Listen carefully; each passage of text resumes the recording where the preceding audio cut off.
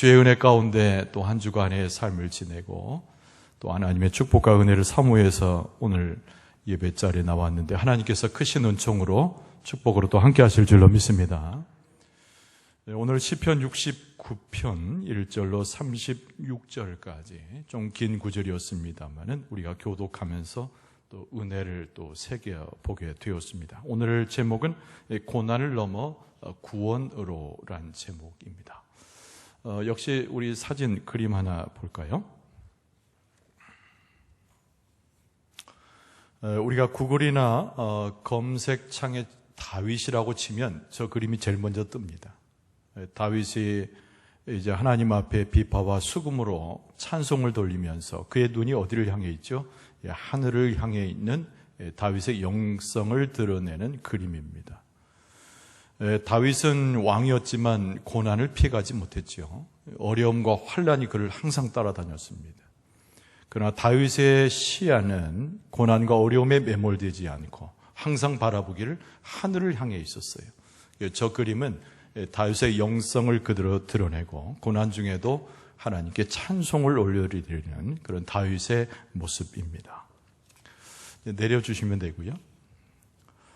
우리가 삶을 살아가면서 가장 힘들 때가 어느 때입니까?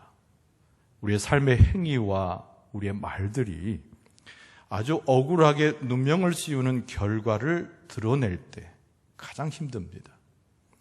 우리가 선함으로 행하고 사람들을 섬기는 모습으로 다가가고 우리가 좋은 모습을 보였건만 사람들이 오인하는 경우가 있어요.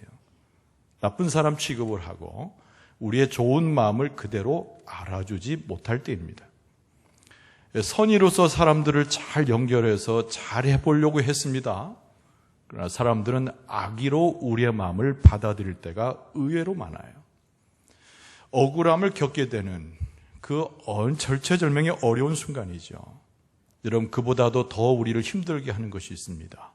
그 고난과 환난이 있을 때 내가 그래도 내게 도움을 줄 수 있으리라고 기대할 수 있었던 사람이, 내게 가장 절친했다고 여겨졌던 사람들이 나를 도와주지 않고 나를 힐난하고 욕하는 사람과 한패가 되는 일입니다. 그래서 내게 욕합니다. 날 뒤에서 나를 지적하고 뒤에서 나를 저주합니다. 우리의 억울함, 우리의 고통, 우리의 마음의 슬픔, 극대화될 수 있는 순간이죠. 오늘 이 본문의 말씀의 배경이 그러해요. 시편 69편은 다윗이 그러한 억울함의 절정에 이르게 되었을 때 환난이라는 상황보다도 많은 사람들, 사랑하는 사람들에게 쌓여져 있어서 그러나 그 가운데 도움을 얻지 못할 때 그가 만난 고통과 두려움을 그대로 묘사하고 있는 것이 오늘 본문의 말씀의 배경입니다. 정확히는 역사적으로 알 수가 없어요. 다윗이 억울해하는 이 내용, 이 배경이 되는 것을 정확히 알 수는 없어요. 그러나 다윗이 인생 가운데 가장 크게 격심한 고통을 당했던 사건들을 떠올려 보면 압살롬의 반역이라든가 또 열왕기서에 나타나고 있는 다윗의 넷째 아들인 아도니아의 반역이 대표적인 것입니다. 그러나 앞서 이야기한 대로 다윗의 삶 자체는 고난이 떠나지 않았지요. 실패와 고통, 어려움. 그래서 오늘 본문의 말씀 69편은 그 모든 과정 속에 나타난 많은 어려움과 고난들이 배경이 되었다. 이렇게도 설명해 볼 수 있습니다. 언제나 다윗의 모습은 항상 그러했어요.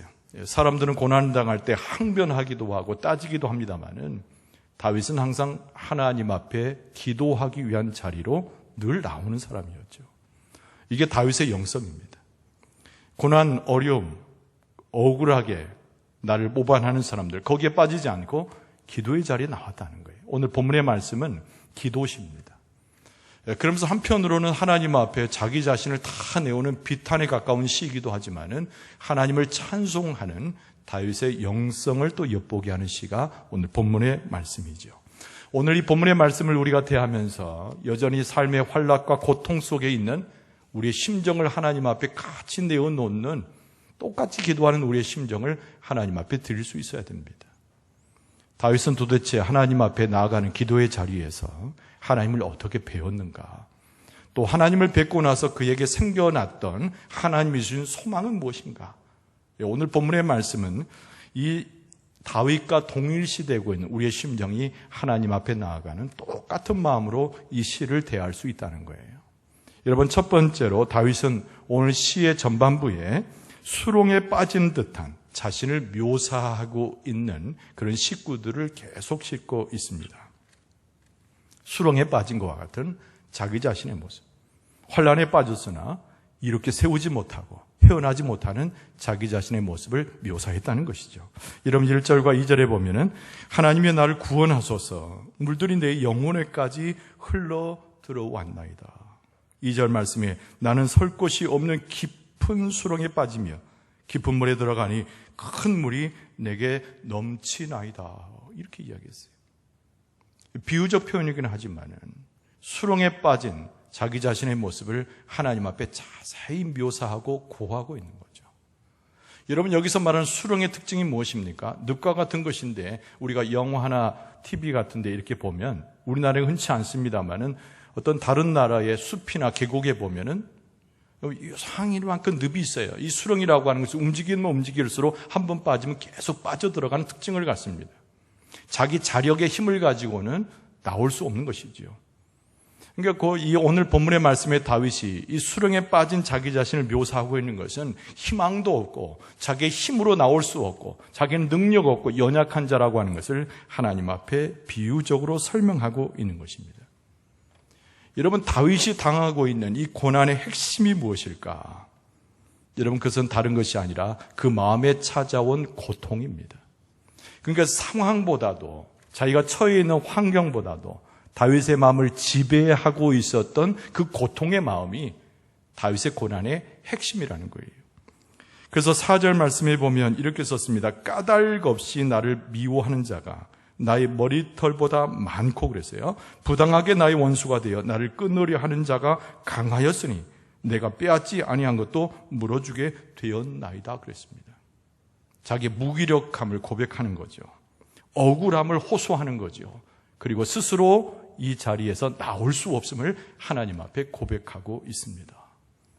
그러면서 다윗이 기억하는 거예요. 나는 항상 하나님 앞에 있었습니다. 나는 항상 하나님 앞에 구하는 자였습니다. 그런데 오히려 그것이 나로 하여금 고통을 가중시키는 요인이 되었습니다라고 쓰고 있어요. 여러분, 7절 말씀에 보면은 내가 주를 위하여 비방을 받았사오니 수치가 나의 얼굴에 덮였나이다 라고 하는 이 부분의 표현인 것이죠. 여러분, 아까 말한 대로 압살롬의 반역, 우리가 너무나 잘 알잖아요. 아도니아의 반역도 있었습니다. 그들의 목적이 무엇이에요? 아버지 다윗의 자리를 찬탈해가지고 왕위를 얻고자 한 것입니다. 무자비한 것이죠. 그들의 삶에는 정의도 없고 하나님의 공의도 없는 것이죠. 군사를 모아가지고 다윗을 내쫓으려고 합니다. 그러나 다윗은 왕이었기 때문에 권력을 가진 사람이에요. 그래서 일반적 상식으로 군사를 모으고 자기의 충성된 자를 다 불러 모은 다음에 그 반역을 대번에 무찌를 수 있었을 것입니다. 그러나 다윗은 그런 방법을 선택하지 않아요. 어떻게 합니까? 하나님 앞에 먼저 달려가지요. 하나님의 정의를 묻습니다. 하나님의 공의를 묻습니다. 하나님의 뜻을 묻습니다. 계획을 묻습니다. 근데 오히려 그런 것이 다윗을 더 어렵게 만들었다는 거죠. 정직한 다윗, 하나님 앞에 구하여 자기 진실을 이야기하고 자기 자식을 사랑한 것만큼 조국을 위해서 기도했던 다윗, 그러나 그것이 그에게 허물이 되고 그에게 발의 걸림돌이 되어서 지금 이 가운데 빠졌다는 겁니다. 그리고 주변에 있는 사람들이 왕인 다윗이 그 자리에서 빼앗겨서 자리를 빼앗기고 도망갈 때 자기를 비난하는 자들의 소리를 듣게 되는 것이 다윗의 마음의 비통함이에요. 12절 말씀에 그렇게 썼습니다. 성문에 앉은 자가 나를 비난합니다. 독주에 의한 무리가, 독주에 취한 무리가 나를 두고 노래하나이다. 독주를 마시느니 성문에 앉아있는 아무것도 아닌 문지기가 나를 힐난하고 나를 비방하고 그들의 노랫소리를 통해서 내 삶 자체를 이렇게 비난하고 있나이다 라고 하는 고백인 거죠. 여기서 우리는 무엇을 깨닫게 될까요? 도대체 하나님을 믿는다는 것이 무엇인가라는 거예요. 억울한 일을 경험했잖아요. 다윗이 처한 상황은 스스로 헤어날 수 없는 수렁에 빠진 자와 같이 되지 않았어요? 하나님께 진실하기를 원했고, 기도하기를 원했고, 찬송하기를 원했고, 왕이지만 하나님의 역사와 주권을 인정하려고 했어요. 그런데 스스로 수렁에 빠진 것처럼 이 고난을 면할 수 없을 때 우리는 질문하는 거죠. 하나님을 믿는다는 것이 도대체 무엇인가라는 거예요. 여러분, 그 하나님을 믿는다는 것은 다른 것이 아닙니다. 하나님을 믿고 신뢰하였으되 수렁에 빠진 자처럼 연약한 자가 되었으나 하나님을 찾아가는 것이 믿음의 사람의 모습이구나 라고 하는 것을 알게 된다는 거예요. 그래서 하나님을 믿는다는 것은 자기의 삶에 굴곡이 있고 헤어나올 수 없는 어려움 속에서도 하나님은 나를 기억하시고 하나님은 나를 불쌍히 여기시고 한 번도 잊으심이 없이 내게 긍휼과 자비로 함께 하신다는 것을 받아들이는 그 믿음을 가진 자가 하나님을 믿는 자, 이렇게 이야기할 수 있는 거죠. 그래서 오늘 본문의 말씀 15절에 담대히 다윗이 하나님 앞에 나가서 기도합니다. 뭐라고 기도합니까? 큰 물이 나를 휩쓸거나 깊음이 나를 삼키지 못하게 하시며 웅덩이가 내 위에 덮쳐 그것의 입을 닫지 못하게 하소서. 지금까지는 이렇게 되었나이다, 저렇게 되었나이다, 이런 모습으로 어려움을 겪고 있나이다 고하였다가 이제는 적극적으로 하나님 앞에 기도하는 다윗의 모습이 묘사되고 있어요. 이 15절의 특징을 보세요. 나를 삼키지 못하게 하시며, 웅덩이가 있는데 그 웅덩이에 빠져들어가는, 수렁에 빠져들어가는 나의 모습이 내 꼭지가 털리고 내 손이 다 깊이 들어가도록 웅덩이의 입을 닫지 말게 하소서. 패한 것처럼 보이지만, 고난 중에 있는 것처럼 보이지만, 마치 꺼져가는 등불처럼 자그만 빛을 내고 있는 나의 모습이지만 꺼져가는 등불이 꺼지지 않는 것처럼, 수렁에 빠져서 완전히 죽지 않는 것처럼, 고난 속에 매몰되지 않는 것처럼 내 생명이 완전히 끊어지지는 않도록 하나님 나를 붙들어 주소서. 이게 자기 삶의 극단적 상황 속에서 다윗은 무엇을 봅니까? 굉장히 약하여진 자기 자신의 모습을 보는 거예요. 그리고 하나님 앞에 서서 내 심령과 내 삶이 약해졌을 뿐만 아니라 내 마음도 하나님 앞에 겸손치 않을 수가 없습니다. 이것이 바로 다윗의 고백인 거예요. 저들처럼 군사력을 사용하지 아니하고, 저들처럼 칼을 쓰지 아니하고, 저들처럼 무력을 사용하지 아니하고 나는 하나님 앞에 왔으니 약하여지고 어리석어지고 미련해지고, 그러나 하나님의 원하신 대로 영혼만 가느다랗게 살고 있으니 하나님 나를 기억하셔서 하나님이 일어나셔서 나를 도우시고 모든 것을 막아주소서. 이것이 다윗의 기도라는 거예요. 모든 희망이 없어진 상황, 모든 것이 막혀진 상황, 그러나 겸손한 자의 모습으로 다윗은 하나님 앞에 서 있습니다. 이것이 오늘 본문의 말씀에 나오는 탄원하면서도 기도의 자리에서 하나님을 붙들고 있는 다윗의 모습을 그대로 묘사해 주는 거예요. 여러분, 우리가 성경에 보면 수많은 우리 믿음의 사람들의 모습을 만나게 됩니다. 그들의 모습 속에서도 하나님께 항상 나아감으로 하나님의 은혜와 능력을 경험한 사람들이 많아요. 여러분, 모세가 그러했습니다. 여러분, 신약 성경의 사도 바울이 그러했습니다. 수많은 사도들도 하나님 앞에 약하여지는 가운데 하나님의 역사를 경험하기에 부족함이 없었다는 거예요. 오늘 하나님 앞에 나간 우리들도 약하여지고 미련해지고 그러나 겸손해져서 하나님의 은총을 경험할 수 있기를 바랍니다. 다윗이 환난 중에 제일 먼저 한 일이 무엇이었다고요? 하나님 앞에 기도하는 거예요.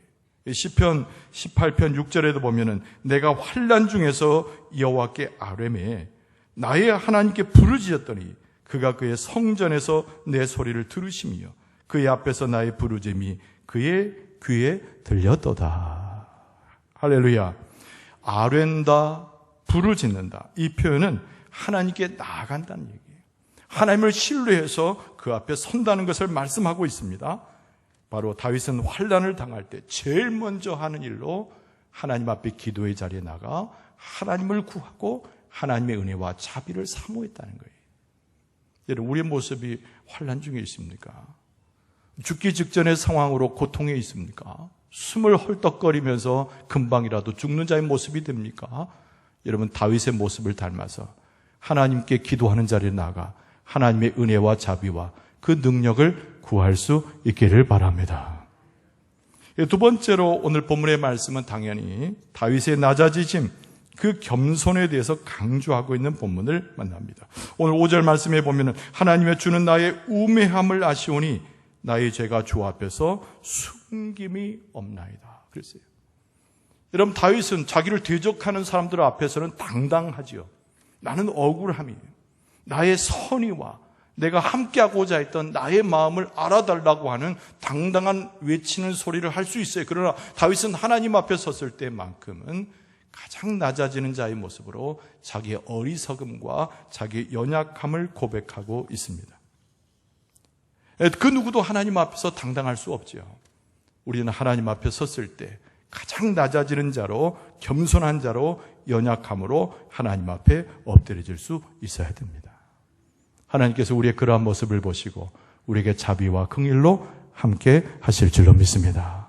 오늘 본문의 말씀 가운데 다윗이 잊지 않는 것이 있어요. 그것이 뭐냐면은 나와 함께 주를 바라보고 주를 찾는 자들에게 하나님께서 능력으로 함께 해달라는 간구를 잊지 않고 합니다. 여러분 6절 말씀에 보면 주 만군의 여호와여 주를 바라는 자들이 나를 인하여 수치를 당하게 하지 마옵소서. 이스라엘의 하나님이여 주를 찾는 자가 나로 말미암아 욕을 당하지 않게 하옵소서. 할렐루야. 그러니까 주를 바라보는 사람, 주를 찾는 자, 이 세상 가운데 능멸을 당하지 않고 수치를 당하지 않고 하나님 그들을 보호하시고 그들의 낮아짐과 하나님을 찾고자 하는 열정을 보시고 그들과 함께 하옵소서. 이게 다윗의 부탁하는 말과 권면의 말과 하나님 앞에 중보적 기도를 한 것이지요.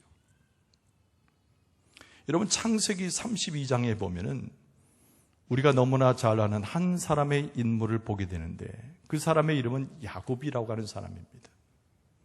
저는 개인적으로 야곱을 참 형편없는 사람이라고 정의를 자주 내리는 사람이에요.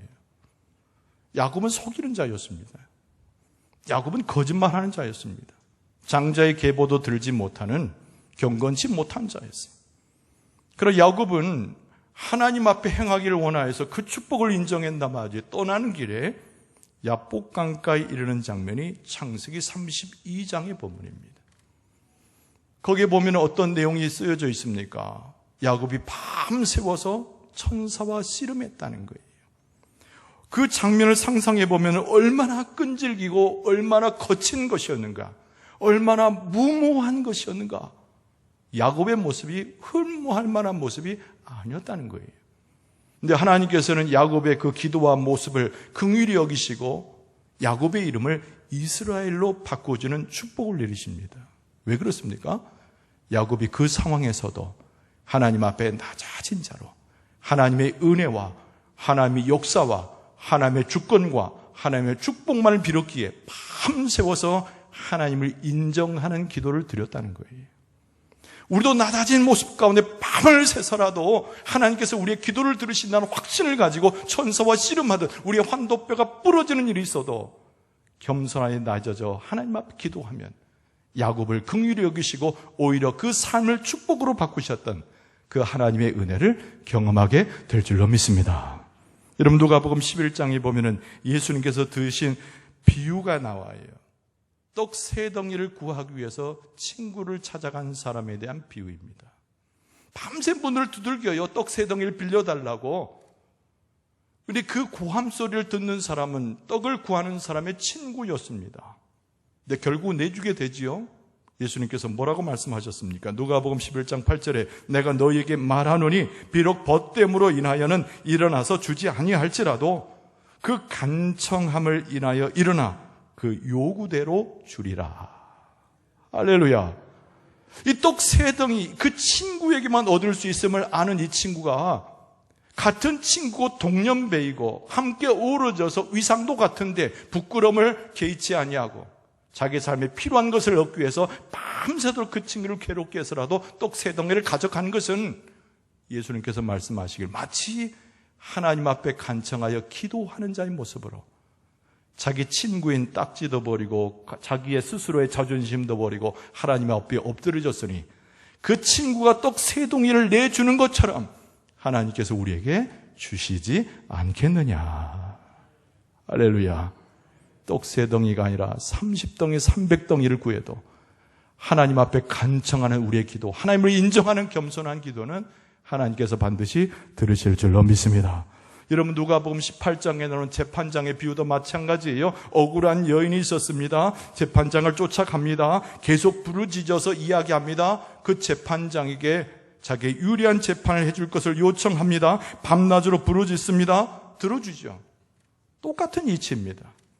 하나님께서 우리에게 함께 하실 때, 기도의 자리에 나갔으면 간청하고 애쓰고 우리의 자격이 없더라도, 미련하더라도, 설명할 수 없이 무지하더라도 하나님 앞에 믿고 간청하여 우리가 낮아지게 되면 하나님께서 우리에게 반드시 좋은 것을 베푸시고 축복하여 주실 줄로 믿습니다.